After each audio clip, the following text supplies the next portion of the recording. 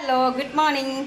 അന്നേരം നമ്മൾ ഇന്ന് രാവിലെ കിച്ചണിലേക്ക് പ്രവേശിക്കുകയാണ്. അതാണ് സ്റ്റീൽ ബോഡി കാണിച്ച ഒരാൾ വന്നിട്ടുണ്ട്. അപ്പോൾ ഞാൻ ഇന്നലെ കഴിഞ്ഞ ദിവസം നമ്മൾ വീഡിയോ ഇട്ടപ്പോഴേ ഒരു ചേച്ചി എന്നോട് ക്യാബേജും വൻപയറും കൂടി തോരൻ വെക്കാനായിട്ട് പറഞ്ഞേ. അപ്പം ഞാൻ അതിന് പ്രകാരം അതിലേക്ക് ഒന്ന് പ്രിപ്പയർ ചെയ്യാനുള്ള തയ്യാറെടുപ്പിലാണ്. നമുക്കൊന്ന് ചെയ്തു നോക്കാം. ഞാനിവിടെ ക്യാബേജൊക്കെ അരിഞ്ഞു വെച്ചിട്ടുണ്ട്, തേങ്ങയൊക്കെ തിരുമ്മി വെച്ചിട്ടുണ്ട്. അപ്പോൾ ഇനി ഇതിൻ്റെ പ്രിപ്പറേഷനിലേക്ക് കിടക്കാം. അപ്പം ചൂടായിക്കൊണ്ടിരിക്കുന്ന വെളിച്ചെണ്ണയിലേക്ക് നമ്മൾ കടുകൂട്ടന്മാരെ ഇട്ട് കൊടുത്തു. ഒരു സ്പൂൺ എണ്ണ ഇച്ചിരി കൂടി ഇട്ട് കൊടുക്കാം അല്ലേ. ഒരു കിലോ ക്യാബേജ് ഇല്ല, അപ്പോൾ അതങ്ങനെ പൊട്ടുമ്പോഴത്തേക്ക് നമ്മൾ എന്താ ചെയ്യേണ്ടത്, നമ്മുടെ വറ്റൽ മുളക് ഇട്ട് കൊടുത്തു. പിന്നെ നമ്മുടെ അതിലേക്ക് ക്യാബേജ് കൂട്ടന്മാരെ ഇട്ടു. ക്യാബേജും സവോളയും പച്ചമുളകും കൂടി അരിഞ്ഞാണ് ഞാൻ വെച്ചിരുന്നത്. ഒന്ന് ഇളക്കി കൊടുക്കട്ടെ. നമ്മൾ ഇളക്കുവാണ്. ക്യാബേജും നമ്മുടെ പച്ചമുളകും എല്ലാം കൂടി ഇളക്കി ഇതൊരു ശകലം ഹാഫ് ബോയിൽഡ് ആയി കഴിയുമ്പോൾ നമുക്ക് നമ്മുടെ വൻപയർ ഞാൻ വേവിച്ച് വെച്ചിട്ടുണ്ട്. വൻപയർ അങ്ങോട്ട് ഇട്ട് കൊടുക്കാം.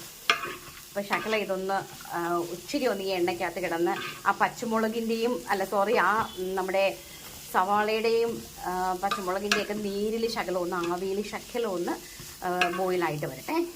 നമ്മുടെ ക്യാബേജ് റെഡി ആവട്ടെ. അന്നേരത്തേക്കുണ്ടല്ലോ, ഇത് നമ്മുടെ മോംസ് കാട്ടിൽ മോത മീനാണ്. മമ്മി മോത മീനെല്ലാം കഷ്ണങ്ങളാക്കിയിട്ട് ഇത് ഉപ്പിട്ട് വെച്ചേക്കുക കേട്ടോ. 1 മണിക്കൂർ മമ്മിയുടെ ഒരു പരിപാടിയാണ് ഉപ്പിട്ട് വെക്കുക എന്നുള്ളത്. അപ്പോൾ ഇന്ന് ഞങ്ങളുടെ ഇവിടെ നിന്ന് ഫുഡ് കഴിക്കുന്ന എല്ലാ ചേട്ടന്മാർക്കും ഭയങ്കര ഹാപ്പി ആയിരിക്കും. കാരണം പെട്ടെന്ന് വന്നു മോത മീൻ ഫ്രൈയുമാണ് ഇന്നത്തെ ഞങ്ങളുടെ സ്പെഷ്യൽ എന്ന് പറയുന്നത്. പോത്തീസിലെ ചേട്ടന്മാരെല്ലാം, അതായത് പോത്തീസിലെ മാനേജർമാരെല്ലാം ഞങ്ങളുടെ ഫുഡാണ് കഴിച്ചുകൊണ്ടിരിക്കുന്നത്.